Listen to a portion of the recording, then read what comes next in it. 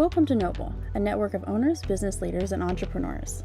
Here, we focus on the 5 stages of business: launching an idea, establishing a business, hiring employees, creating leaders, and then expanding your impact. We hope you enjoy today's session.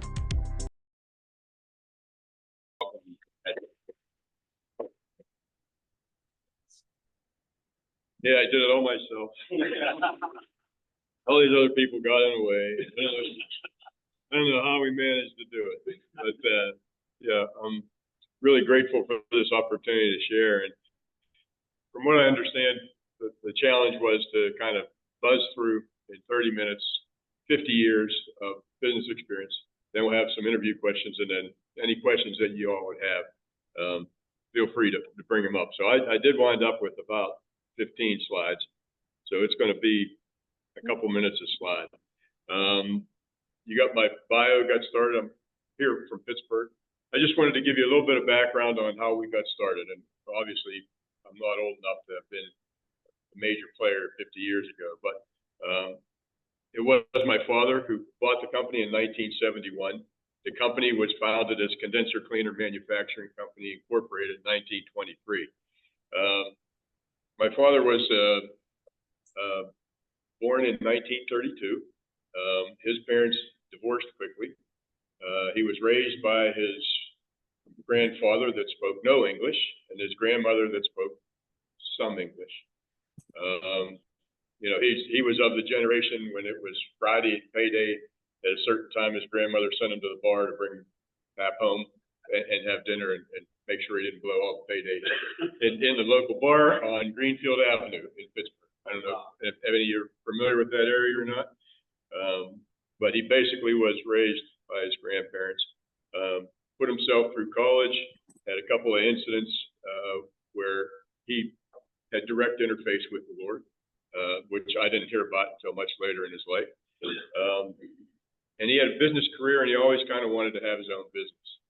Well, and I mark it here as sacrificial lamb because he had become a general manager of what's known as a screw machine shop. It's a big machine, has like Gatling gun things on it. They make high volume things.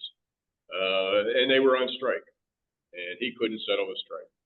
So the owners came in and said, all right, how are we going to do this? They said, it would be great if George was gone. So he was gone. And the fellow that was the attorney for the company was Alex Unkovic, who I'm still good friends with his children, multi-generation kind of thing. And he introduced him to this 73-year-old widow that had his manufacturing company that she ran and operated herself with a brother-in-law, 2 brother-in-laws, one 83 and one 67.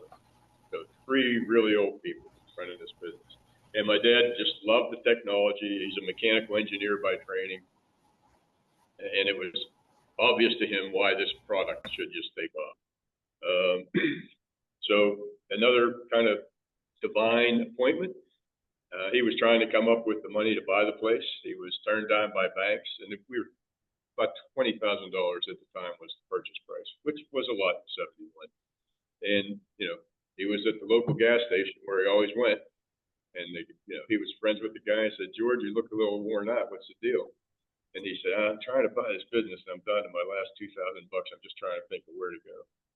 On the spot, the guy said, I got that for you. I'll cover it for you. So he had himself and two silent partners. And, you know, the rough start was a couple of months into the business, they weren't getting any orders. And he woke up in the middle of the night, and my mother said, what's going on? And he said, I can't believe it. That beautiful little old lady cheated us out of our money. So the lesson there was, though, she said, well, that's not the case. Just go out and get it. So, you know, it's the importance of having a life partner, a wife like I have, like my father had for 43 years for us and 50-some for them, to have that sounding board, right? Don't feel sorry for yourself. Just go out and get it. And so that was a lesson there. The business ran well for a few years. As a manufacturing company, we grew from 3 to 8 employees. We relocated from the west end of Pittsburgh, little hole in the wall thing with incandescent light bulbs hanging from the ceiling, to a new building that my father built in Verona. Really handy from Oakmont, right? So he was now becoming the quintessential salesman. And he said, you know, he would call these guys at the power plants and say, hey, you know, we can clean 4,000 tubes in a shift, you know, and they're all saying, baloney, you can't do that. So sure enough, a guy in Michigan called him on his bet. Said, I'll tell you what, you come in, if you can hit that number, I'll pay you 1.5 times what I normally pay you, or whatever the deal was, right? And so it was me. At the time I was 18, just graduated high school, I think, or going into my senior year, and 2 other guys, local teenagers that worked around the place. One of them was about 25, maybe. And we hit the number. So little did we know that was the precursor of an era where industrial plants and power plants, at the time we were generally just power, was making a move to reduce their in-house workforces, right? Just kind of hit it lucky. Instead of having people on the payroll all the time do maintenance, they started shedding assets, people, and would call in contractors. So we just, you know, divine appointment, right? Right place, right time. But, you know, you can't overstate the fact that it is a big decision, right? Because there were plenty of companies around that are still kind of hanging on by a thread that said, no, I'm a manufacturer. I'm not a service company. I'm not going to do that. But my father said, yeah, okay, well, I'm raising 4 kids. I could use a little more scratch. We'll go into that business, right? Or whatever his thinking was. I don't know. At that time, I was going to college, and it went up there. But at the same time, when you're going into a new business, what was very important, and we went back and forth on this, is how do you determine whether or not a new venture is profitable or something that you should be in? And there's plenty of options, right? You got contribution margin, which is project-based, return on invested capital. You know, when you make your decision on contribution margin, can you reach the utilization rates that you need, right? Because we were making 40, 50% on a 5-day job, but you got to get enough of those 5-day jobs to carry the guys between the 5-day jobs, right? But at the end of the day, how much do you need to invest for working capital, for receivables, for payroll until you get paid? All those kind of things. It's really important to know your numbers. I mean, we got to the point quickly where we knew what the average cost would be. We could quote a job in 15 minutes, you know, just kind of, and the longest part was looking at a map and seeing how long it would take us to get there. So you need to look at and understand your expansion opportunities. So we had another one pretty quickly after that. We decided to get into that business, and we were doing it. And there was a new technology being developed by Westinghouse called eddy current testing. And it's a non-destructive testing method for these pieces of equipment that we were cleaning. And basically, they're heat exchangers at the time, which are a bunch of tubes in a wall, right? And in a power plant, there might be 10,000 or 50,000 tubes. Well, if they fail, there's a problem, makes the power plant have to shut down. So Westinghouse developed this technology basically for the nuclear industry, but we took it into the power plants that were fossil fueled. Looked like a great fit. But again, you got to know what you don't know, right? So we were still at that size where we could make a decision on our gut, because if we needed to change direction, we could, right? Later on, like now, that doesn't happen, right? But then, you know, 15, 20 employees, basically my dad was still running the show. He could change his mind, but he had enough patience and wisdom to see things work out. So we, for the very first time, had highly structured requirements for workers, certifications by industry groups, not us, so we couldn't control it. First exposure to serious quality assurance, right? Before you could just kind of BS your way through it and say, yep, we're doing a quality job. We're not going to leave anything behind. The place is going to be neat. But here, they would send auditors to our place and check our records and our books and make sure the training was in place for the guys and that the equipment was certified, and you know, everything had to be right. And at that time, we were still working on a contribution margin basis, because everything we did, we wanted to make sure we had profitable operation at the very base level, and then trying to expand it to grow into profitability. By this time, there were more family members joining the business. My two brothers were rolling in. I went in right after college. Well, basically when my dad bought the place, I went in. The two brothers came in after college. My sister came in a little bit later, but it was starting to become substantial. We were all, as a family, relying on this business for our substance. It was doesn't matter. Am I changing the slide? Or are you changing the slide? Well, I'm reading from them. I got another copy here. All right, so I'm on slide 6. So one more try.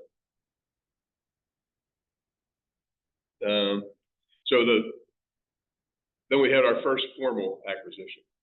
And one of my father's lessons to me all the time was, if you don't know what you're doing, ask somebody who does. So we had a seller who reached out to us. It was a small division of a huge company. We call it our leak detection division now. We bought it from a company called SAIC, which is huge. Even at that time, almost $1 billion in revenue. And we really didn't understand how to do this. My brother met the guy at a conference, and following along with ask somebody who knows. I have a cousin that was in the industry of buying and selling companies. At that time, we're a pretty established record, right? So, and he and I were like brothers, basically. I don't know, it's an important thing, and we like to see with our own kids now, where the cousins get together and grow up together. And this cousin of mine and my dad, his dad, we were always doing stuff together. So I knew him well.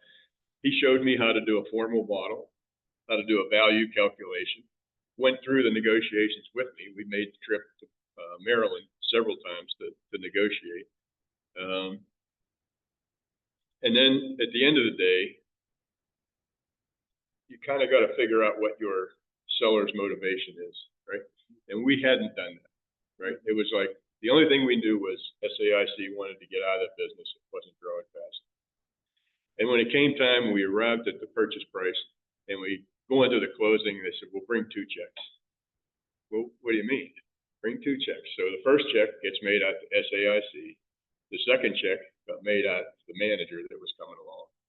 And here they had offered him a buyout. So we were giving him the wherewithal to do the buyout of that division from the big company. So he stayed on as an employee, and he had a small equity piece. But if we'd have known that earlier on, it would have been much easier to come to a conclusion. But that's it. If you can, find out what your seller's motivation is. I just clicked again to the next slide. So at this point, I'd like to take just a little bit of break from the history and go through and talk a little bit about what's really important. Mentors, right? And this is part of what the Noble program is about. All along the way, I had support from my family, my parents, siblings, wife, children, everybody. Prime examples of men of integrity, which is the whole point here, right? So I talked about my father, my uncle that my cousin was with. We used to go work on houses, and we'd get up in the morning and jump in his station wagon, and he's driving down the road singing gospel music. So you don't really take notice when you're a kid that way, that you're in that environment. And even my father, generation before that, I mentioned that he was almost an orphan, raised by grandparents. But he would go to the local church where they had the Young Men's Association, St. John's Church, which is also down the run. And, he said at that time they would even have a barrel of beer, right, for teenagers and stuff. But he said there were guys that ran the thing, older guys. And when you come up, he said, if you had a couple, they just kind of grab you by the shirt neck and say, okay, well, you're done with this stuff. Now go over here and watch out for it, right? And, you just can't beat that. And it's a shame that there's not more of that going on right now. But personally, I always looked at my business when I was hiring these service technicians, which were entry-level, untrained laborers. I always looked at it as a ministry, because there are so many people out there that don't have any opportunity. I remember being in these heat exchangers are huge, and you walk inside a box, space. I was in there one time with a couple of guys, and we were trying out a new invention. And I said, I'm just trying to make this easier for you. You know, this is a pretty rough job. And the guy stopped me mid-sentence and said, Mr. Saxon, this is a rough job, but I'll tell you what. He said, I love this job. When we're home and we go to a party and, you know, we're talking about what you do, and all the guys are looking at their shoes saying, well, I'm working at the Walmart or McDonald's. I get to say I'm an industrial laborer. Yeah. I travel around the country and I do labor work to keep power plants operating. So it's an important thing to have fulfillment from your work, and we always tried to do that. Top performers. It's a dangerous thing to manage top performers, okay? You need to manage expectations and costs because, you know, they're always saying, I'm making you $1 million bucks. I'm making you so much money. And you want to reward them because they are, but, you know, it's not just that contribution margin. You got operations. So you need to balance the cost and the expectation versus transparency of what's really going on. If you handle it well, which is pay attention, and you can't just throw money at it. Keep the relationship going. Everybody makes a lot of money. Handle it poorly, and we got real problems. You know, these are all things that we've had happen in our business as a result of high performers that didn't work out well. Crash and burn, right? Sales guys, when they get successful and they start bringing in all kind of money, all of a sudden their mind can go goofy. And I preach this to my guys now. They wind up, you know, their life is not good enough anymore. The first thing is they want to take a look at, you know, my wife isn't what she once was. I'm going to get a girlfriend. Then I'm going to get a divorce. Then I'm drinking a lot. Then I'm gambling a lot. Then you know what? Some drugs go in well with that. And they just self-implode. And I've seen it happen more than one time. And I caught a couple of them early, and I said, listen, you're making a big mistake. But they got it in their head that they're successful. They know what they're doing. They got the world, and they just go right off that cliff. We've had stolen trade secrets, people pirating products. We've had people leave and start their own company with a, you know, similar product. Lawsuits, creating competitors, and it's just a huge time suck, and it's really difficult to manage those unfortunate situations and continue to run a business.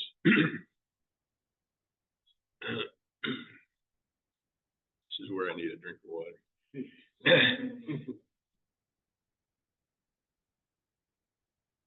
So then, you know, even if you're managing all that stuff well, and we've been through, like I said, examples of every one of those downside things. Some things are beyond your control, right? So in the late 80s into the 90s, the greenies started to take over, if you will, right? So all these coal-fired power plants now are starting to shut down. They're having to calculate emissions limits versus coal-fired power, the cost of compliance, you know, millions and millions on air filters. What's the alternative sources? Gas turbines, which are much smaller locations than steam-fired plants. That, you know, the smaller ones weren't all that great for us at the time. So it was getting pretty tight. And at that time, 1992, we had our first succession plan, right? So my dad was still running day-to-day. 1992, and everybody thought they understood what it might be. You know, I was pretty tight with my dad, but we figured he'd stick around for a long time. The others came in after I came in, so kind of obvious. But we never really wrote it down. And I'll tell you, that's probably the best thing, because when you have a written succession, it changes everybody's mindset that you work with, right? They kind of know, all right, now I got to start playing both ways. You know, people that work for you, I'm going to favor the guy who's, you know, maybe not in alignment with the next guy, but we know he's going to be the boss. So sometimes I think it's best that you don't have a written plan. You need to know who it's going to be and how it's going to work, but you don't need to advertise it. So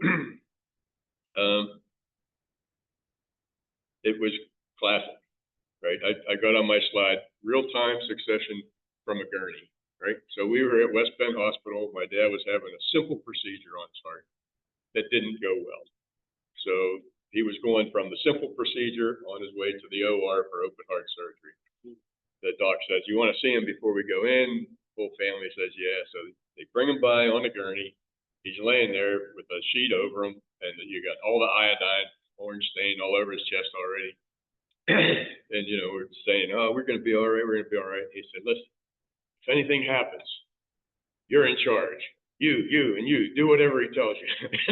And they wheeled him off. It was that quick of a succession plan. But it was clear that in his mind, he had it there for quite some time. So back to the business story a little bit. The pivot to another market is not easy. At that time, we were like $18 to $20 million in revenue. We had a lot of employees. It just wasn't easy. And to be 100% honest, to this day, I'm batting about 0, 0, 0 on things to do and markets to go after. One of the things that we looked at was a line clearing business, because our business in the power industry was seasonal. A lot of work in the spring, a ton of work in the fall, nothing in the summer and winter. So I came across a guy that was selling a line clearing business, which is, if you look at the power lines and you see how that's all cleared out underneath, that's what we did. Got a lot of tractors, got some specialized machinery. But I didn't do enough investigation, and I said, how hard can it be? Pretty hard. Right? What you don't know is, guess what? Tractors at that time did not have automatic transmission. Guess what? Guys that were in our workforce all drove automatic transmissions. Nobody knew how to drive a clutch. I spent thousands and thousands of dollars on clutches for tractors. And when you're down waiting for that clutch, the meter's running. You're paying all these people, you're paying that, and the customer don't want to hear about your problem, right? It was disruptive to the practices. Here, my guys thought having summer off was great. Go ahead, put me on unemployment. I'll be happy to go and build decks or just enjoy time with my family. And, it was, my idea. I tried to force it, and nobody followed me. At the end of the day, after about 2.5 years, we wound up flushing a couple $1 million down the drain. It was just a failure. We got what we could. The next one, so one man's no-brainer is another big mistake. So my dad survived that situation, right? And he and my brother were the kind of visionaries when it came to tube cleaning. And there was 1 or 2 applications that we couldn't be successful at. And they found this little company in Texas, Beaumont, Texas. And they said, "Man, these guys got the answer." And it was just like a drill, right? I said, "Go down and talk to them." So I go down and I'm meeting with Ken and Johnny J from Heat Exchanger Services, whatever. And the place is a hole. I mean, I don't know if you've ever been down there. It's right on the edge of the Natchez River in Beaumont, Texas. The equipment was old, antiquated. Everything looked obsolete. They'd shown me their books, and at one time we were 10, 12 million bucks. Well, what do you know? 800, $1 million, $1.2 million. And my brother and my dad are saying, get it. And I'm saying, "Yeah, you're kidding me." And they wanted a decent price for it. So at the end of the day, this is another lesson. I didn't want to keep doing this, right? The majority rules when you have multiple owners. And they said, "We're going to buy it." So we did it piecemeal. We bought their services side. And that's when we put our toe in the pond. And that's when the light bulb went off. I'm switching to slide number 10 now. That no-brainer turned out to be one of the best moves ever. And I was 100% against it. They're small, but there's hundreds of them, was the mantra. Because when we're in a power plant, we're doing 10,000 tubes at a time, 50,000 tubes at a time. You go to a refinery and you might get 500 tubes, right? So when we bought this service company, and my brother was going back and forth to Texas running it at that time, he said, "Gunner, you're missing it." I said, "What do you mean? There's 500 tubes. How much are we going to make?" He said, "Look at this." He goes with the camera. "There's hundreds of these things around every one of them." He said, we could camp out here for a month at a time and keep going. So That's how it worked out. So that's how we got into the industrial markets, the refineries, the chem plants, really going well. But there is also still issues with the pivot. I mean, geographic expansion isn't easy. We had to put a location down there. We had to move from Beaumont into the Houston suburbs. We went through local managers left and right because it was hard to match the culture to what we had. And I put on here another one of those bumps in the road. How do you enjoy a beach vacation? You get a phone call that says, hey, these guys are trying to pirate this stuff. And it's over the phone, you clean house, right? So I'm on the deck of the beach. The kids are running around. My wife's there. I think my mother and dad were there at the time too. And it was like, okay, got to go. Yeah, well, you can't believe that I'm doing that. If I could have plenty of opportunities. And I would say, well, you know what? You're going to take one of those opportunities because you're not working for me anymore. If I can't trust you and you're operating behind my back, what good are you? So, and we did finally find one who is still with me that is a hard-charging Louisiana guy. And he ruffles a lot of feathers. He doesn't get along with other people. And sometimes they say, why do you stick around with this guy? Why do you keep on there? You know, he's disruptive. So because 3 reasons. One is he's been with us from the start. He's loyal to a fault. And I know deep in his heart, whatever it is he does or says, he does for the benefit of the company. There's no, and he gets things done, poor thing, right? If we're coming into the 4th quarter and we're a couple million short on revenue, say, hey, Timmy, we got to get a couple million. And he goes out and he gets the whip out. It was originally just him. Now he has a sales force of 17 direct salespeople, and he gets it done. And that's, you know, I just can't stress enough that being loyal, being trustworthy, all these things that we talk about being men of integrity. And, you know, we often talk about, you know, if it wasn't for our praying wives, we'd have been in the grave a long time. So just to kind of move on to wrap up, we're on page 11 now. The last 5 years have really been where a lot of the growth has come from. At that time, we were just over 30 million in revenue. My father died in 2012, 20 years after succession on a gurney. So he was around to be a mentor to me. He never came back to work, wanted to retire. I guess that's kind of life-threatening thing. You reassess. But I would see him once or twice a week for lunch and be able to talk things over. But after he passed, a couple of years, things became strained. You know, we had 4 siblings, including myself. We all were 25% owners. Some of them were getting a little tired of working for Gunner. Apparently, it's not such a fun thing at times. And they would say, you know what, I'm a part owner. I heard you say don't do this, but you know what, this is really where it's at. I'm going to do it, right? So when we were doing this pivot, we were at a point where we were losing $1 million a year for 3-4 years in a row. And it just got to a point one time where we were having a family meeting, and you know, I'm trying to convince them that we're making this pivot, and they just couldn't. We just didn't have a meeting of the minds. So actually, I retired at the time. I said, you know what, you guys take the business. I've been running it. You're right. You haven't had an opportunity.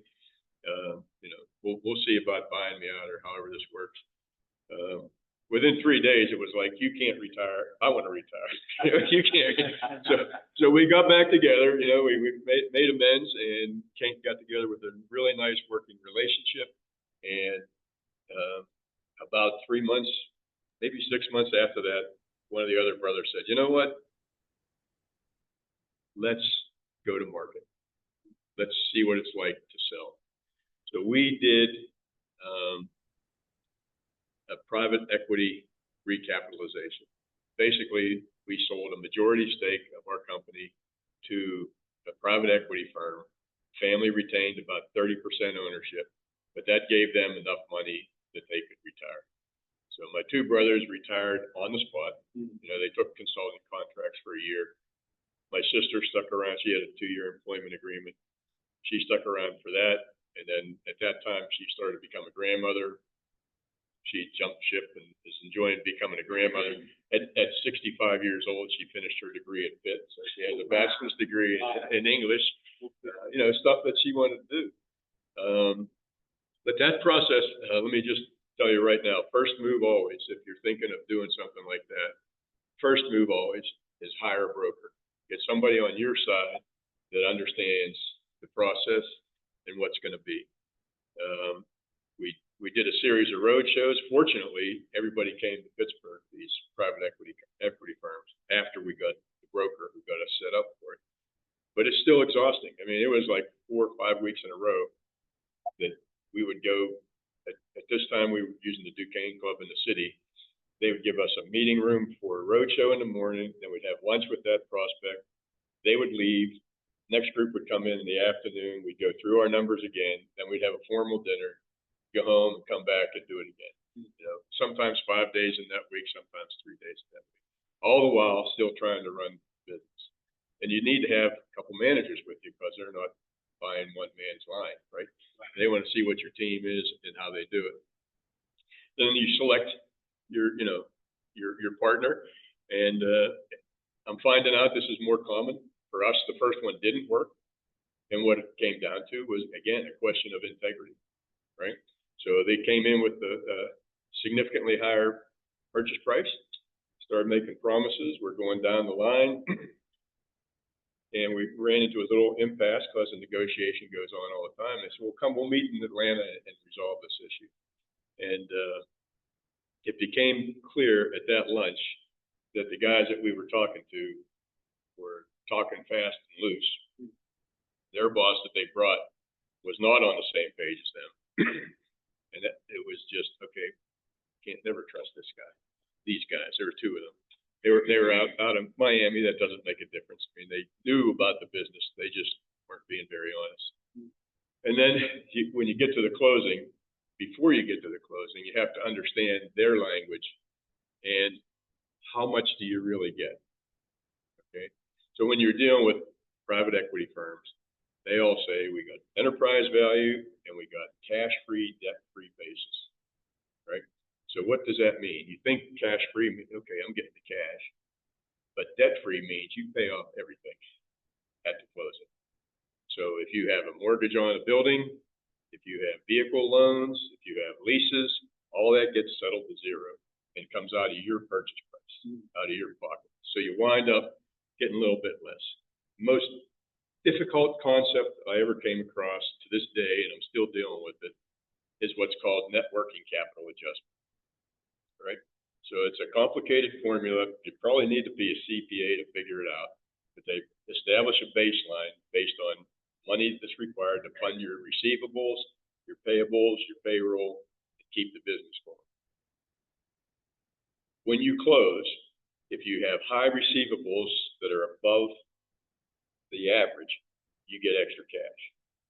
But being a seasonal business, if you're selling when you're low volume, you got to pump more cash back in there. So it's a tricky, it's worse than algebra. It's kind of a calculus to figure out what you're actually going to get. And the deal we're working on right now, that's an issue. So if you're ever looking at that, that's what you do. So the process, it's like a colonoscopy on steroids. It's into the weeds. You get data requests. You don't know why. Don't ask why. You just give them the data, but you have to examine the data that you're giving them because it's going to come back at you, right? So it's really good for self-introspection because you're going to see the same shortfalls and the same benefits that they see.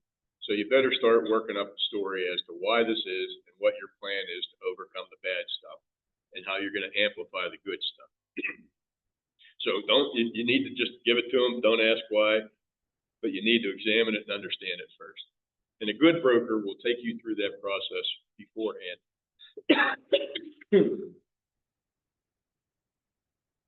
We found an excellent broker out of California. We had a couple of local guys that when they looked at our business, they said, you're just too complicated. We can't do it. We had a subsidiary in Australia, Germany, and Belgium, wholly owned subsidiaries, all separate structures.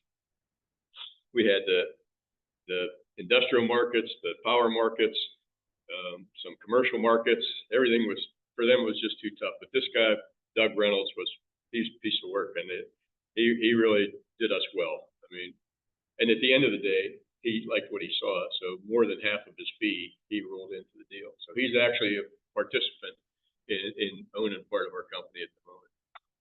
So, and then you got to do it again for a number of buyers. But at the end of the day, you need to be comfortable with your buyer, right? And when we went to number 2, which is a combination of a Pittsburgh firm called Tecum Capital, and Rising Point is the primary. They're out of Chicago. The chemistry there was just great. They're friendly. They're younger guys, you know, which, you know, I could be their father, but they just were very receptive. They were respectful. The conversations were there. They never made a change unless they told you why they were making a change. This is new data that we have, Gunnar. This is why we want to do this adjustment. It wasn't like, well, that's just too much. We've got to cut again. And that really goes well. To this day, they're still there, and they're still very transparent. And that's why we get along so well. So once you do that, then the work really begins. I'm on slide 13 now. The first stage after private equity is you go from a family business where your ultimate goal is to make some money. Secondary goal is avoid paying taxes. And third goal is sometimes keep people happy. And sometimes those get a little convoluted. But when you go into the private equity world, it's not the way it is. You got to play by the rules, right? You got to get things in family businesses, for example, you're going to want to expense stuff right away so you can deduct it from your taxes. It goes the opposite way. When you're in private equity and big time business, you have to capitalize everything so you build your asset base and your balance sheet is growing and it doesn't show up as expense. You want to increase your profit. This EBITDA is that rolls everything. That's earnings before interest, taxes, depreciation, and amortization. So you get to add back a lot of stuff. And then when you're operating and you're making these changes, if there's big one-time expenses, you get to add them back to create adjusted EBITDA, which is even higher. So I put together this quick bullet list. Just going to read through them quick.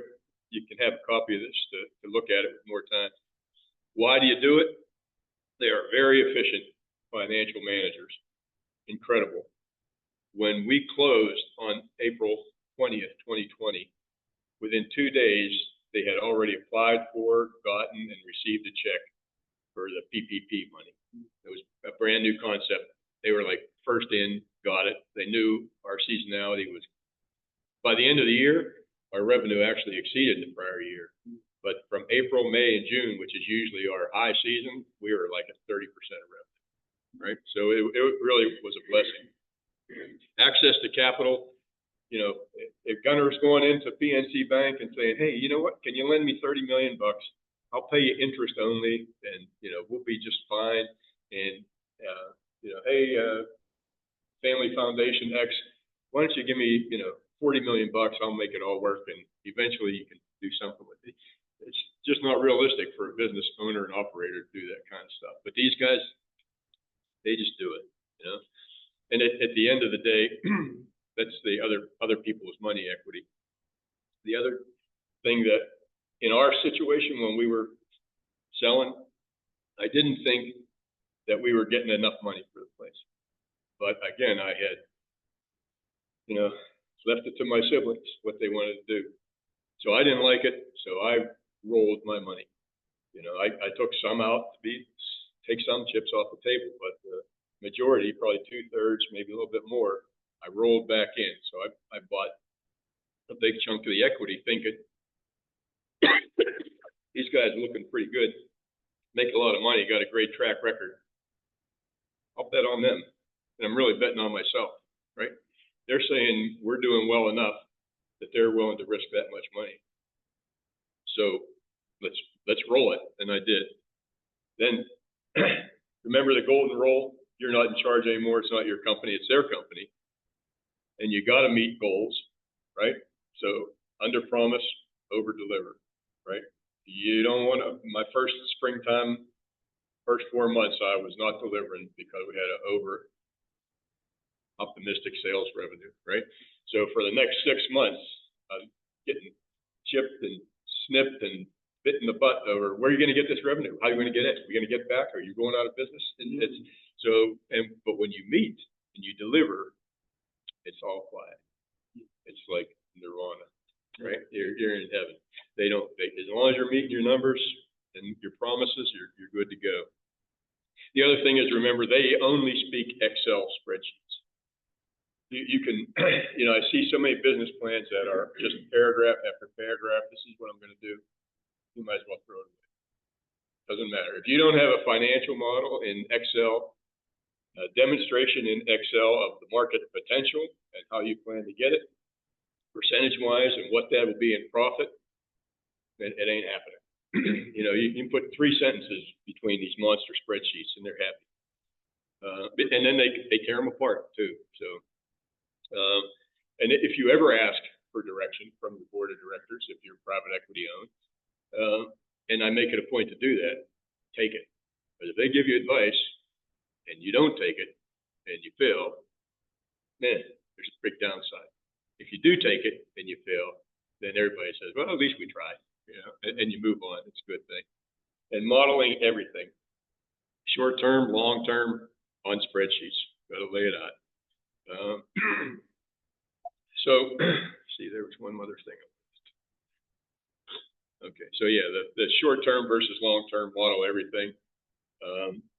So the idea with private equity is they come in and you have to climb the ladder, right? They have objectives of increased revenue, increased profit. They tell you what that is, develop a plan to get there, and then you reach that level, and it's established in their market, all the PE firms, where you're what they call your multiple increases, and that's the name of their game, right? So when we went in, $30 million, maybe 10% to the bottom line, after add backs, we got maybe 5.5 times our earnings, right? Maybe 6, with an opportunity for an earnout, but because we went into COVID, we didn't achieve our earnouts. So now our 5-year goal was to get to 125, 150, $170 million and have 15% to the bottom line. So the reason they do that is because from there, at that size and that profitability, the multiple goes from 5.5 to 6 to 10 times, right? So they're really cleaning up, and we're achieving our goals. We're getting there. And with these guys, you do it. You got to grow from scratch, and you got to be able to grow from acquisitions. So we did a from scratch at the end of the first year. We had a group of testing individuals that wanted to come to our firm from another firm, sizable expenditure, $1.5 million, something like that. We think we ought to do it. Okay, model it. All right. So here we go. So we model it, and we established our break-even point. We established the risk. We established where we're going to get the revenue from, and did like a 3-year plan. At the end of the day, it's still a model. So we have a, serious conversation between me and the primary equity guys, the Rising Point guys, and it's like, okay, Gunnar, what are we going to do? Are we going to do this or not? Well, your estimate of $1.5 million going into it's fine. Where's the break glass? Cut this off and stop. So then we did more calculation on that. They said, okay, at the bottom line is, what are we going to do? What's your recommendation? And I said, hey, I'm in a quandary because I'm still in my earnout period.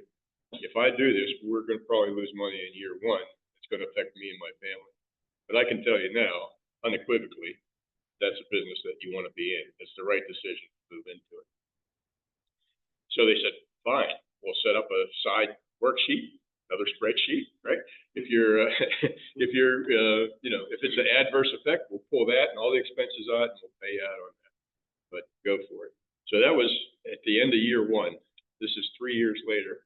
That business that we risked $1 million on this year will do $15 million in revenue at a 45% gross margin. So that decision alone hadn't almost $7 million to the contribution margin, which is before overhead and everything else. But it's performing very well. And then about a year and a half after that, they said, okay, you've got all your processes and things in order. Let's go buy some. So they gave me an assistant from their staff. He came up with a database of 180 firms, research it, parse it, and start dialing. And that was me. And I'm not a salesman. But they say, CEO to CEO, you'll get a reception. So we went from 180, parsed it down to about 20. I started calling, find out who will talk, who won't. How long does it take? Well, one of those on that list from 3 years ago is about ready to come on board now. We think we got the hook set. We're almost got them in the net. We're waiting for them to sign a document Monday morning, for example. Made an offer on one we didn't get, and then one came out of the blue, wasn't even on the list. But we were able to close that relatively quickly because it was a motivated seller. Remember I mentioned about knowing where the seller comes from. And this is slide 15. The company name was Blue Wolf. It was a $60 million monster. We were at about 40 million in revenue at the time. Motivated seller, the guys that were operating his company were like, I don't understand it, man. Like it was like go, go, go, and we're putting in stuff and asking for another $1 million here, another $3 million here, and we're gonna get this thing going. And I'm sitting there thinking, dude, you've had like 5 years, and you're nowhere. And if I'm that guy and you keep calling me for money and you're treading water, I've had enough, right? So he woke up one day and said, I've had enough. So it turns out at the end of the day, we were a little intimidated because we were 40 million and they were 60. But it turns out they were like 5 companies, none of which were as big as us. All the 40 years that I put in for this prepared me for that, right? So along the way, you're kind of thinking, oh, all right, I'd really like to see this thing grow. But you know what? I guess it's not going to happen. It's going to be slow and steady. All right, Lord, I'm going to be content in all things. Nose to the grindstone. I'm going to make it happen. I don't understand what's happened for all these years and all these trials and tribulations.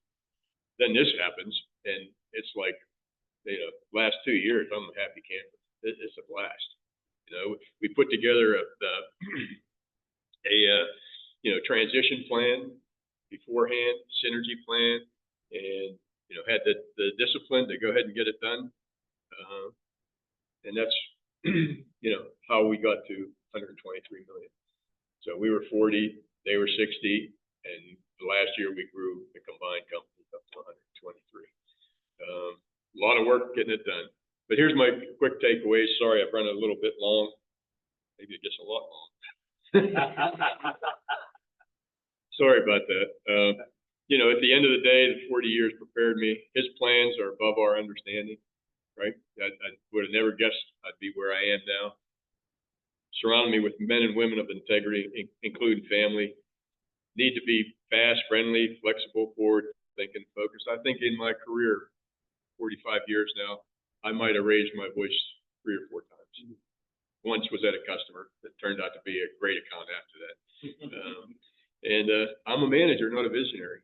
I'm like Oprah on everything, right? The other people brought it in, and I could just make it. So I would say, what are you? Keep your eyes wide open. Try to be self-aware. Are you a visionary? Are you a manager? When you get to a certain size, you need both. And again, sorry I went so long. I should have been watching the clock. That's it. How come nobody said, hey, you would have been counting on that. Very good.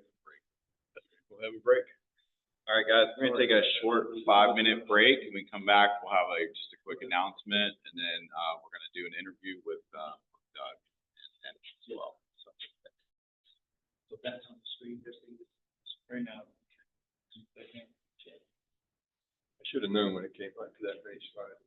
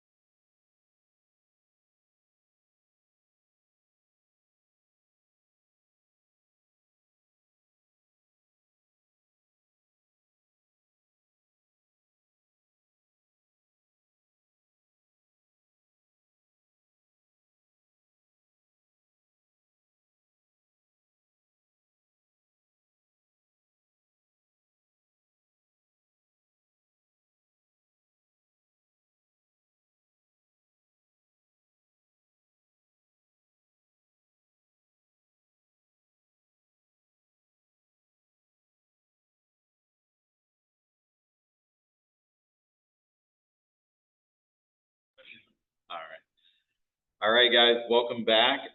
Just a brief announcement right now. We have a QR code, so anybody interested in signing up for a one-on-one with some noble leadership, I highly recommend it. As somebody who graduated from Noble, I've been able to utilize the one-on-one feature.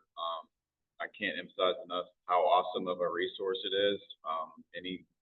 Whatever phase you're in your business planning, you can consult with people who are kingdom-minded, that have experienced and lived what you're doing, and they kind of help get you on your next steps.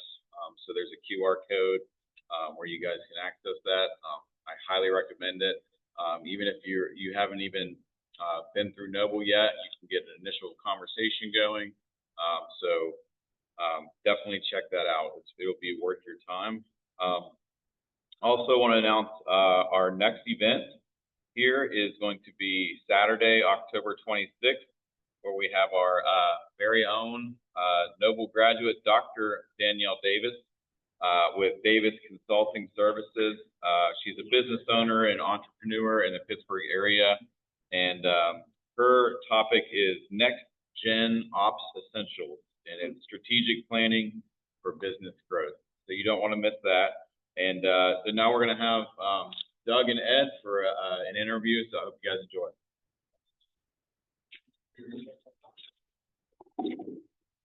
Hey, Ed, how you doing, brother? Good to be here. Yes. Hello, everyone. Welcome.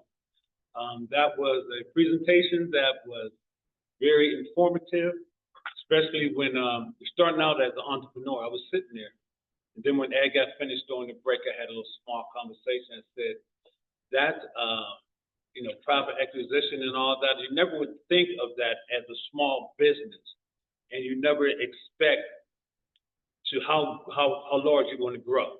So broker, managers, that was very definitely information that I needed, and I took it and I held on to. Good. Thank you. Good. So now we're going to dig into a little bit of personal stuff with him.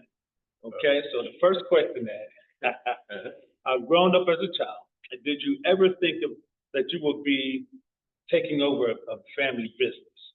And did you always have thoughts that you would, or one day you would be speaking in front of an audience about the process?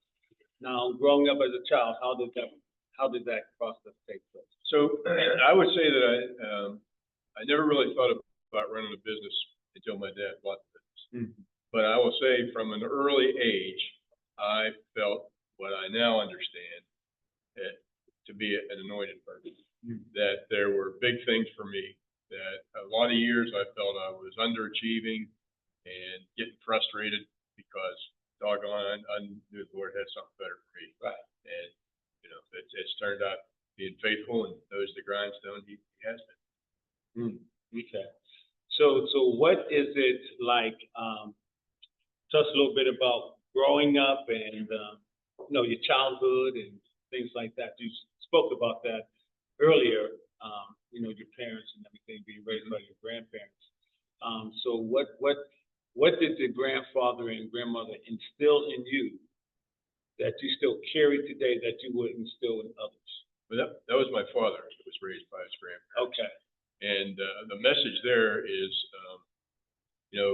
I didn't know until later on that he really was a pretty big man of faith. We were raised Catholic. My father passed being Catholic. I got nothing against Catholics.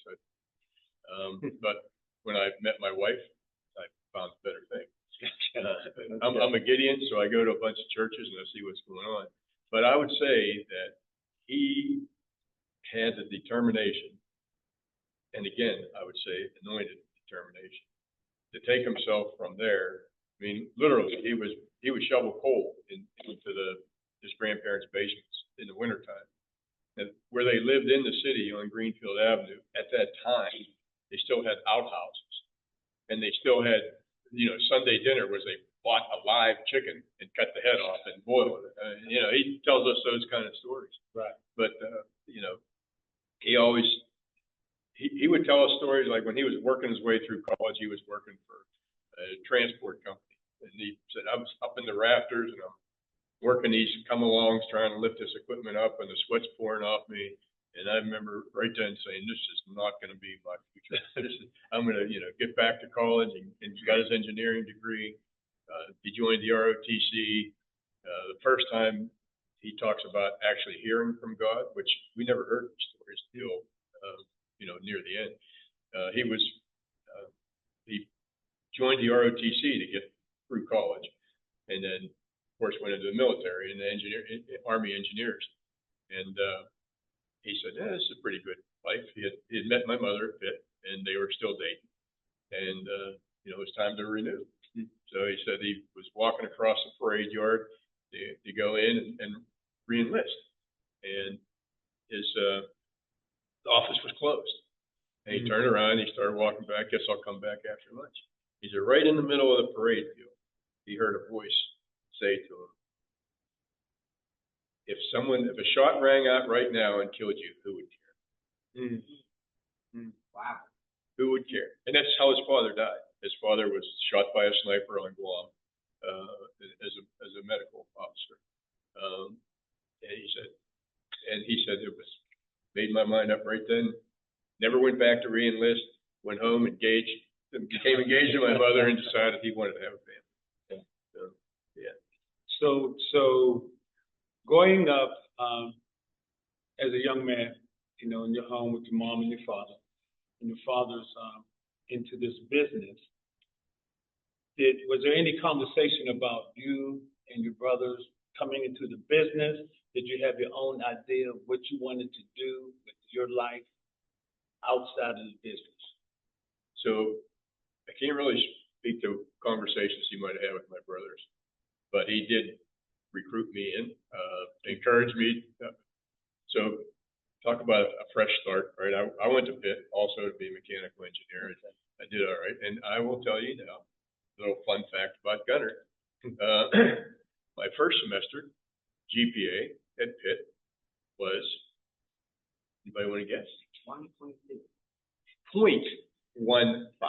Oh, wow. Which is 3 F's and a D. Wow. Wow. So the transition wasn't exactly easy for me. And the thing was, in high school I had calculus and no problem, college calculus. I couldn't understand why this stuff wasn't coming, why it wasn't coming.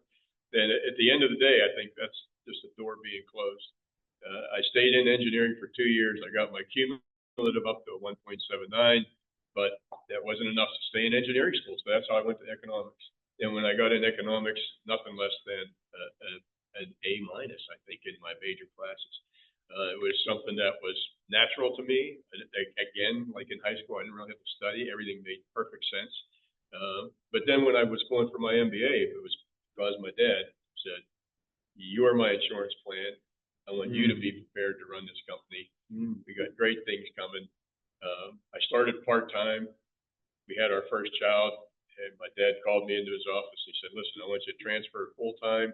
I'll pay your salary through here. We'll get done in another 6 or 9 months. But we need talent, and we need you here." Wow. Talk about a father trusting his son and speaking into him, seeing those things in him that the son really couldn't see himself. And that speaks a lot, man. That's amazing.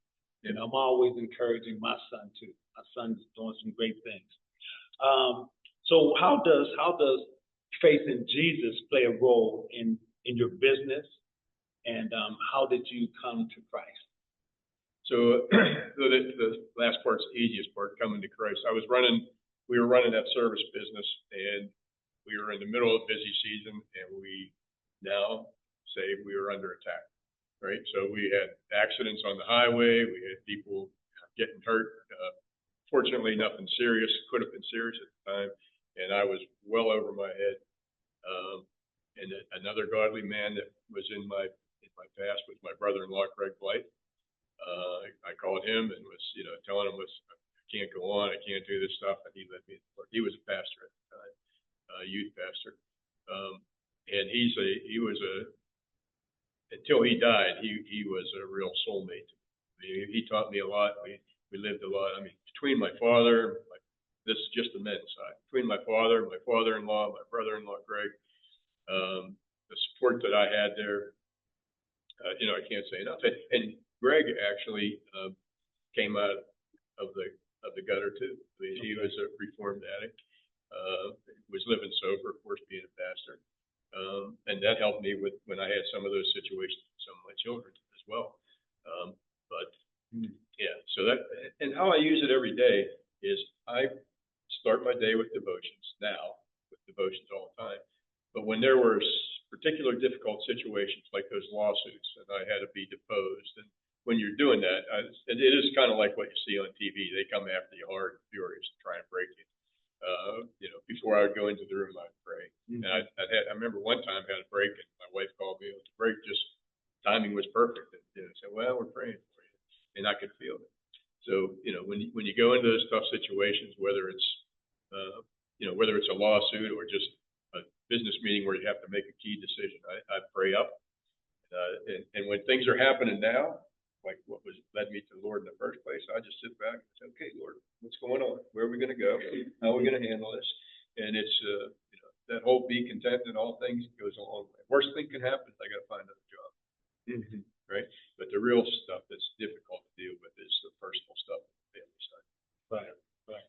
And that speaks volumes, because you have to be in a place where all voices, if you have to ignore all those voices because they want to distract you, you have to be in a place where my faith is right here in Jesus Christ. So I'm gonna trust Him, and I'm gonna put it in His hand. You know, so it reminds me of the scripture that says, "I commit all my ways unto you." You know, so the Father can lead you and guide you if you counsel with Him. Go to Him before you make a decision. Right. You know, that's good. That's powerful. But I'll tell you, the frustrating part is when he doesn't answer. Yeah. Right. Or when you've done a 3-day fast, and instead of getting the answer you were looking for, you get something completely different. Right. And you're like, okay, that's really what the root of the thing is. Right. That's the waiting, right? Yeah, exactly. And so I'm gonna move to the next question here. What was it like scaling? I know you touched on it in your presentation, but give us a little bit more on what was it like scaling your business to perform at the level it is now? It's that's not necessarily an easy thing either, right? The easy part is buying equipment and buying machinery, but getting people on board. And right now, I make sure I do several assessments before I hire senior managers. Okay. Right? They kind of know where they're at. But it's difficult. I mean, we've tried to hire entry-level employees in Pittsburgh for 3 years now. The last 3 years, we've got like 3 technicians. That's incredibly difficult. I mean, we do job fairs. At one point in time, there was a woman that was helping us out from here in the Penn Hills area, Alice Williams. She was recruiting in, and she got us some. I mean, the hit rate's just really low. She got us some really nice guys that are still around. But I don't know what it is. In Texas and Louisiana, this season right now, we just finished hiring 100 technicians. Right. Okay. And we'll probably keep maybe 30% on me. You know, and the others say this is Right. Self-selection, but it's difficult to bring them in. I mean, we're paying nice money. Starting wages are over $20 an hour. It's a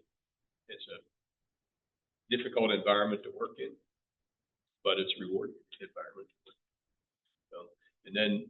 So one of the things we recently did was hired what we call a world-class HR guy, manager, right? He come out of a major corporation, and he has helped retention by creating career paths, training seminars. You achieve a certain goal, you get the next promotion, you go on, and making sure people were trained up right to handle situations. And he's been really helpful there. But new blood in the door is Okay. And then, you know, with new blood in the door, you also have to be mindful of their character. Yes. You know, their integrity. What stands out in your business that you are best at? Depends on who you ask. I saw you got your wife. Maybe she should answer that question. I think I'm best at facilitating. You know, I really go back to being a man, right? And I tell people, I get my yah-yahs out of watching young people grow, achieve good things. I give them what they need to give. I give them counsel. That, you know, one of the other things my brother-in-law Greg taught me was, you know, you can counsel people all day long, but they need to make that decision. Right. They need to decide to follow or not follow, and you get a pattern on how they respond to where you're at. But basically, I really enjoy, and I think I'm good at it, coaching young people up to success. That's good. That's good. We need more of that. Discernment's a big thing. Yes, yes it is. Yes it is. Who do you feel has influenced you the most in your business journey, and your business success? I would think it would be my parents and my in-laws, and my wife, of course. So even from a young age, like they trained me up well. They gave me the tools I needed. For example, one time when I was a sophomore in high school, I played football all the way up, and I quit the team. A sophomore, first year as varsity, right? I saw a side of my mother, and I never stopped. I mean, it started with, "What do you mean you quit? What do you mean you quit? We're not quitters." On and on until the next year when I finally got back on the team. Holy smokes! But at the end of the day, that's it. You don't quit. You just keep driving, keep driving. And my father taught me tolerance. You know, I thought when I brought home that report card that had a .15 on it, that I'd get whacked in the side of the head or something, or yelled and screamed at. And he said, "Don't worry about it. It's a bump in the road. Let's refocus. Let's get back at it." Something I completely did not anticipate. So and he always taught me that failure is an opportunity to learn. It's not the end of the day. You gotta if you hit a roadblock or you make a mistake, stop and go the right way. You know, so and my father-in-law, so being the CEO, and whether it's or a pastor, which my father-in-law was, when you're the top guy, you'll find out quickly that it's a very lonely position, and that makes your relationship with God even more important. And I was surprised at some of the conversations my father-in-law and I would have, the similarity between that and conversations I had with my father. The men in leadership have a special burden. It's definitely separated walk. You're, you know, considered a peculiar person, right? You write down the scripture line. You get there by following that. And, you know, those guys prepared me well. When my father died, that was pretty rough time for me. He was my business partner, my best friend, and my father. And, you know, we traveled together. We had a lot of good times together. It was difficult, but those guys prepared me the best. I can't say enough about it. Amen. Amen. How important is integrity in the vision of a business, starting the business, and flowing through the business? How important is integrity? It's the primary thing. I mean, especially when you get bigger, because you are trusting people to execute and be aligned with what you have. And if they're not men and women of integrity, it doesn't happen. And they veer off, they cause division, they cause distractions, a lot of financial troubles.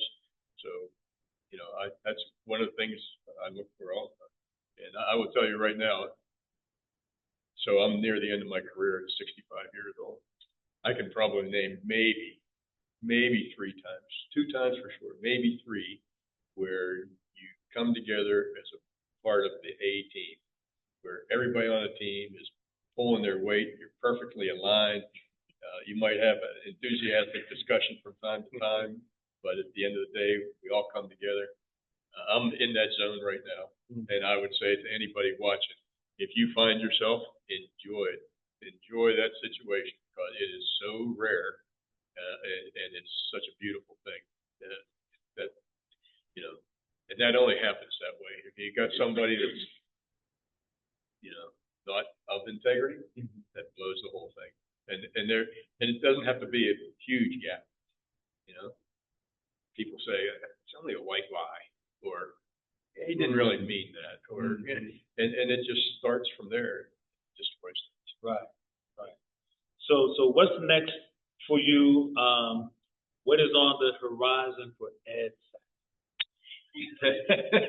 Well, first of all, I want to say that, my situation where I'm at on that team are my 4 daughters and son-in-law, and they excel above the rest, because the thing that I didn't understand at the beginning that's becoming apparent is your next generation and people that come behind you tend to be in your shadow, and they also share a huge burden from being your child, right? Mm-hmm. They have, there's high expectations of them. It's just very difficult for them. So I appreciate everything they do, and I now acknowledge the sacrifices that they come along with it and the pressures that come along with it. Mm-hmm. But for Ed Saxon now, we are talking about selling. Okay. So my private equity guys, like I said, we've achieved our goals. We're at 25 million this year. Next year we'll be pushing 150. We got our EBITDA where it needs to be, and they've gone from their 5.5 to 6 times to 10 to 12 times. So, we'll be working the sell side again.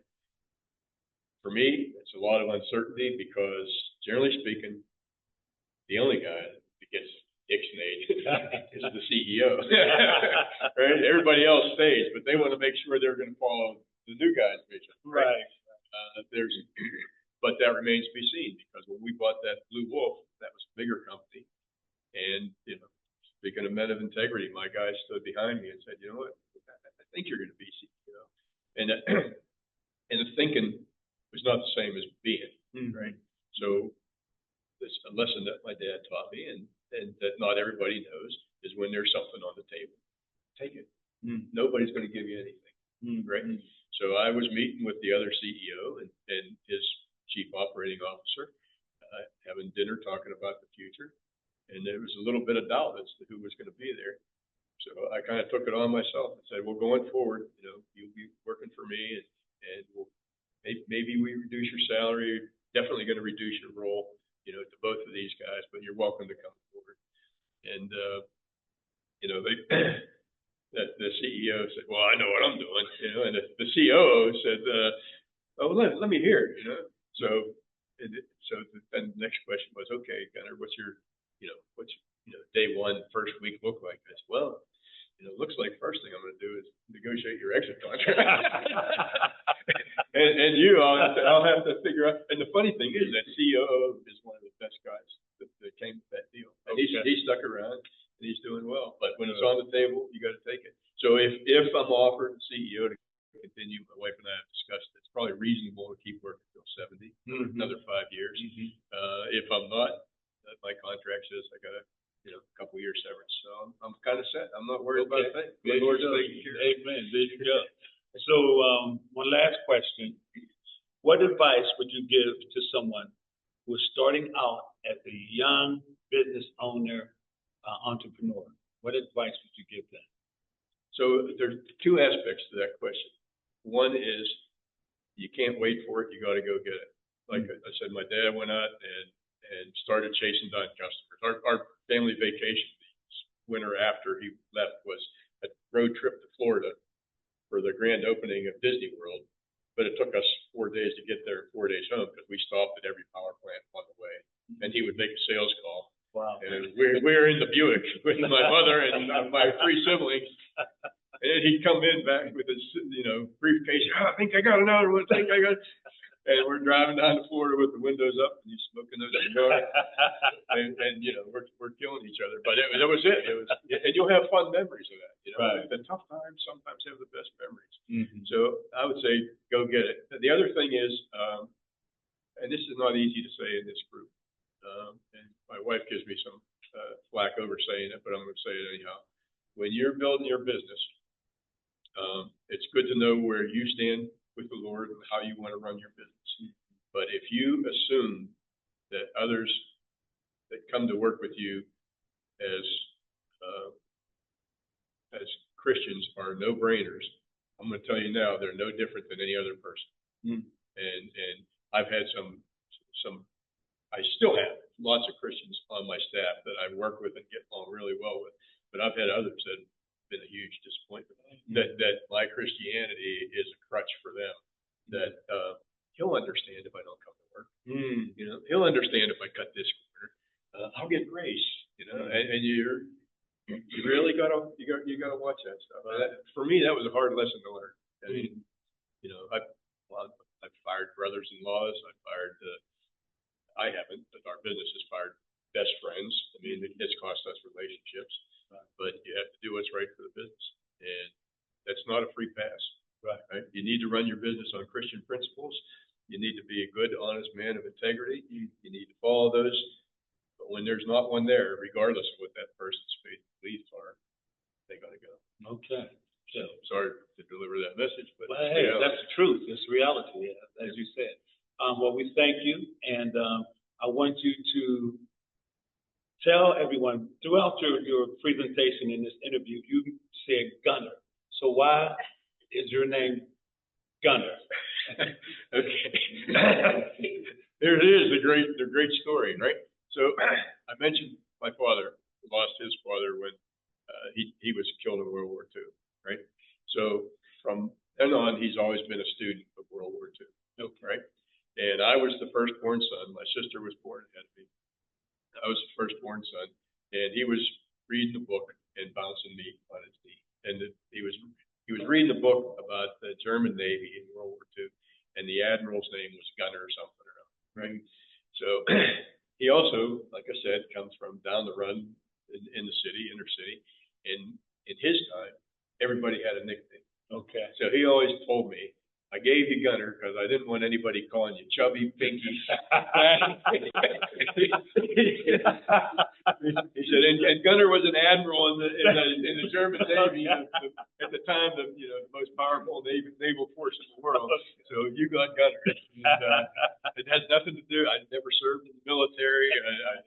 I didn't start shooting the guns until I was much older. But that's where it comes from. Okay, well, Ed, we thank you, and we're going to go to some questions from the audience and from some questions on online. Pardon me? Yeah. Any questions? What you have? All right, so we have. I'm trying to get.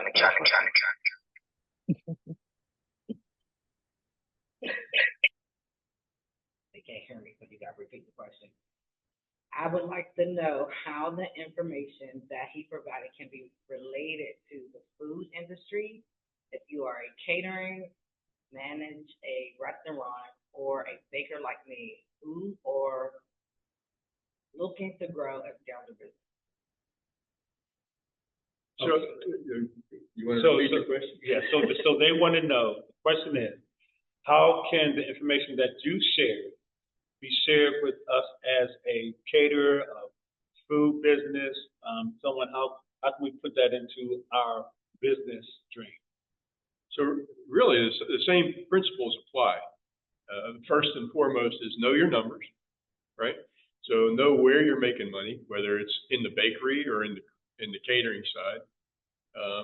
Especially on the catering side, I would think that you would really emphasize having men and women of integrity there, because worst thing can happen is you get some hired help that screws up your relationships with your customers because they're not, that they're not performing the way they are.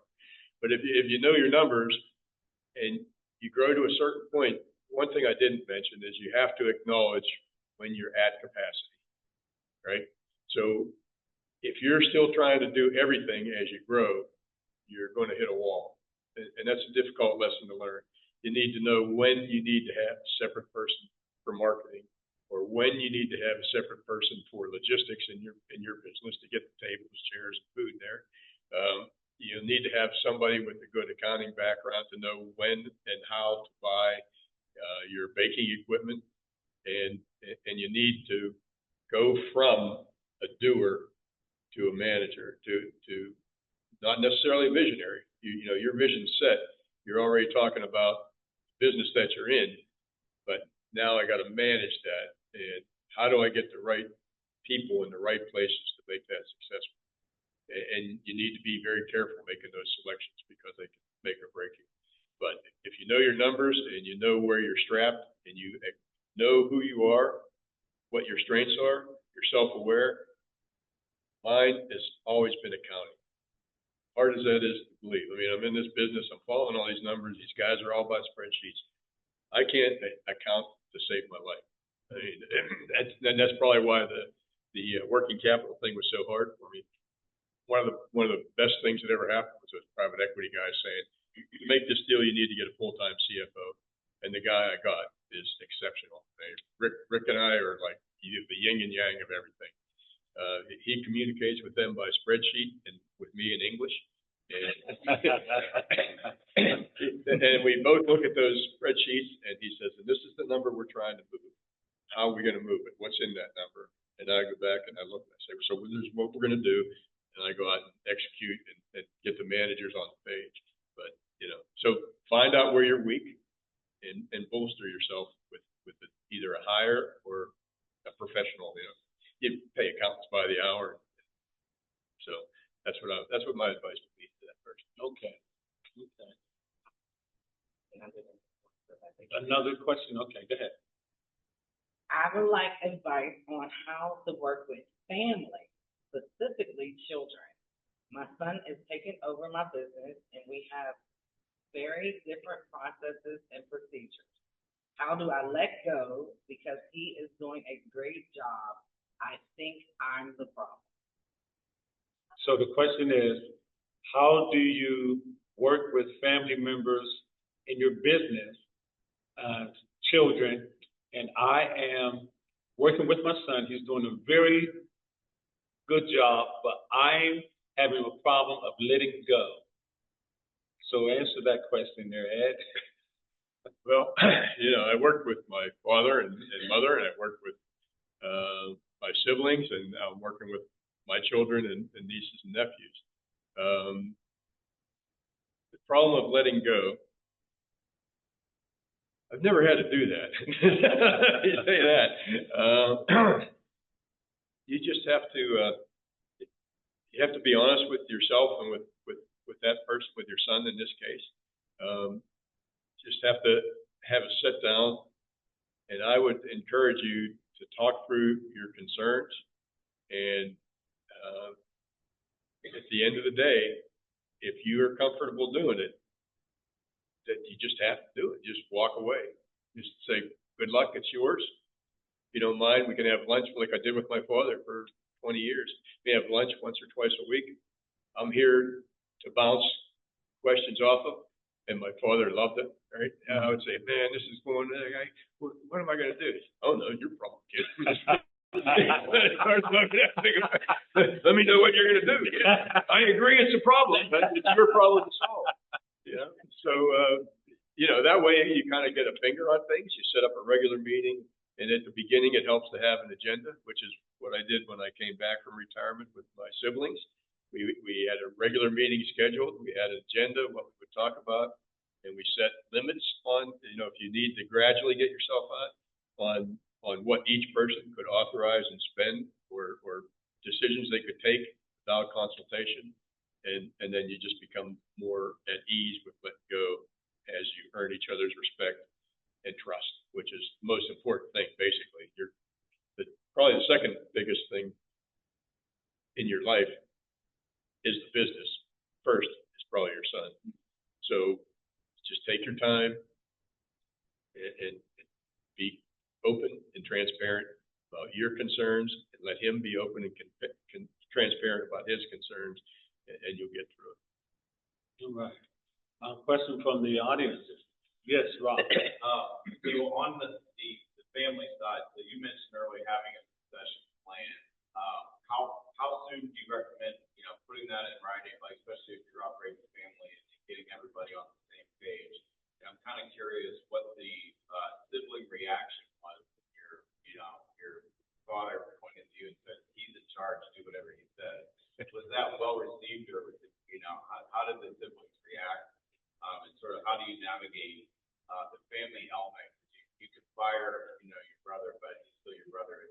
You can't fire your brother. You can't fire your brother. You can't fire your brother. Let me get that straight. You can't fire your brother. Your brother-in-law? Yeah. And hope your wife doesn't leave you, but yeah, you can't fire your brother. So it was pretty well received. Like I said, it was kind of anticipated. And the irony is, my siblings always thought, you're the favorite. But he and I had such similar makeup. And I mean, like from the time I was 12, he had an investment club that he got together with buddies, and he would take me. I would go along. The others wouldn't want to go, And he taught me everything about investing, and we talked about stocks. And he tried to, push his portfolio onto some of the others so that they would manage it. And he said, do it, So it's on my desk. So it was kind of expected, but the irony was that at the end of the day, when he passed, which was kind of a shock, he gave the tie-breaking votes in shares of stock to my sister, not to me. So he kind of hedged his bet a little bit along there. So it was well received. The part about when to start it, I would say, we don't do that formally anymore because it can be very damaging to all the relationships. So we went through that after my dad died, and we put all the names on the blackboard. We had a facilitator. We're going through it, and one of my siblings wanted to be next in line. The other two said that ain't gonna happen. You're just not suitable for that. What you're doing is exceptional, right? And you're excelling in that, but you're not good for that job. It's not gonna happen. From that day on, he was a little more disengaged, right? I mean, my brother, I still love him, but I'd like to see him successful in everything he does, and we get along great now. But when you lay that out on the table, and so in retrospect, if we'd have said, you're not suitable, but if you achieve this, maybe it happens. But when you lay it out and people know what's next in line too early, it can be a damaging thing. So I would suggest, if you're the man in charge, you have a selection, write the name on an envelope, stick it in your desk drawer, which is where we're at now, basically. So my succession plan now, my Rising Point partners interviewed me about people that work for me who would be suitable. And I said, I'm not making that decision, because you know what it's going to take to get to the next level. I can tell you about their capabilities and their strong points, weak points, and I can work on the weak points. But you need to make that decision. And they have, and there's an envelope in their desk drawer. And, my CFO, Rick, knows if Gunner gets hit by a bus or something happens, you call Michael over at Rising Point, and he opens the envelope, and he'll tell you who's in charge. Oh, okay. So, I have another question, but could you repeat the question I asked for the people on Zoom? Because I guess they didn't hear what I asked. Oh, okay. He asked, how my first succession plan on a gurney was received by my siblings, and then also what advice I would give them in preparing the succession plan and how early to start it. So my other question is, how do you recall a time when you were wanting to go a direction with your business, and then the Lord spoke to you about going a different way, or you were able to consult the Lord, and the Lord played a role in your decision making or the direction of the business went?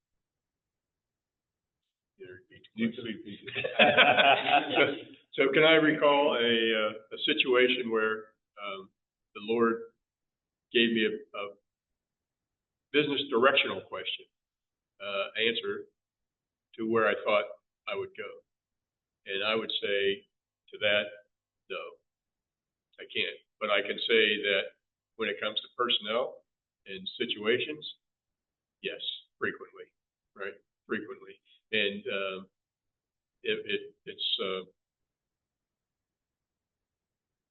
no, I'll just leave it at that. Yeah, when it comes to whether I'm hiring somebody, and I suppose to a certain extent, like there are situations, not necessarily in business, where the Lord did that to me.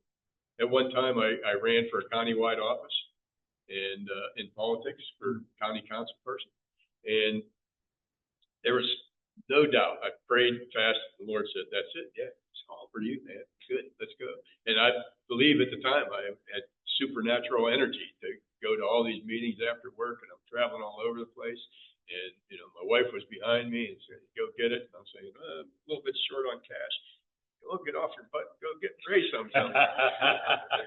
Right into election night, I was 100% certain I would win, but I didn't. Mm-hmm.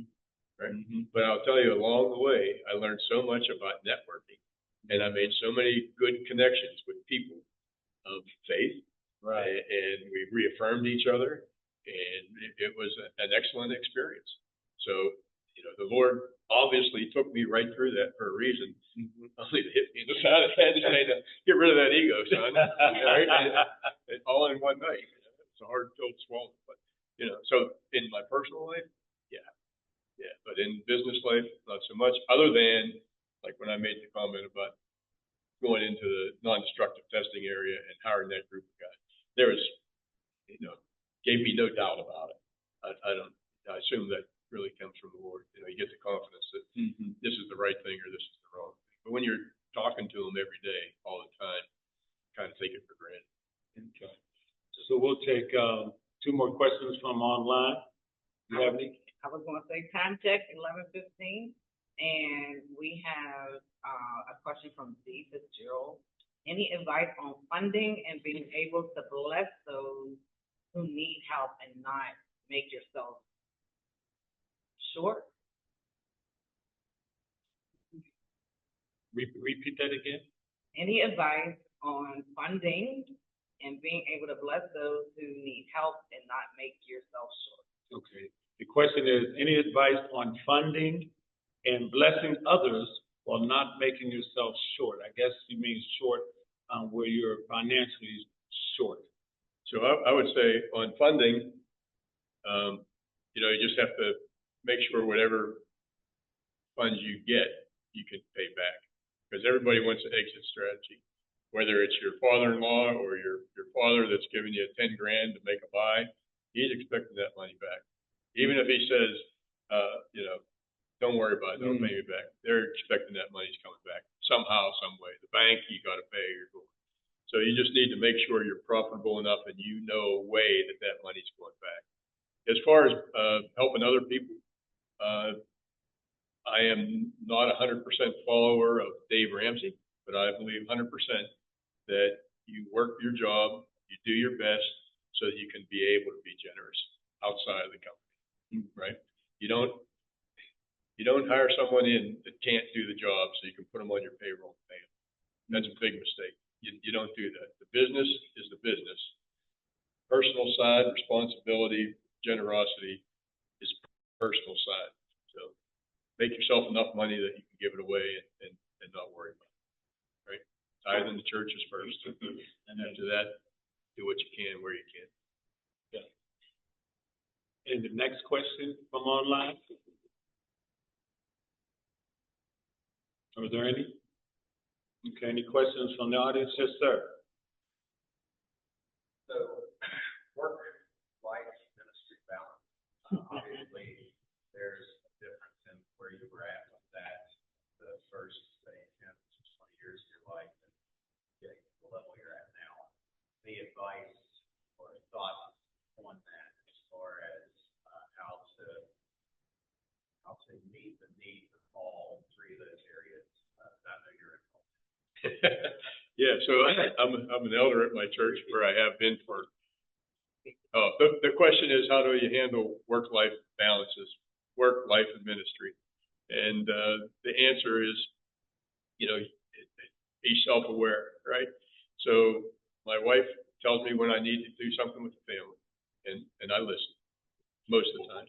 I might be a couple minutes late, which is right now the bone of contention. Boy, I'm always late, and you got a good example today. And then business I focus on, that's the default for me, right? I have the Lord with me everywhere I go. I talk to him all the time, business, personal, whatever. But the ministry side, I try and channel myself to where I use business terms and sometimes makes people where I can add value, right?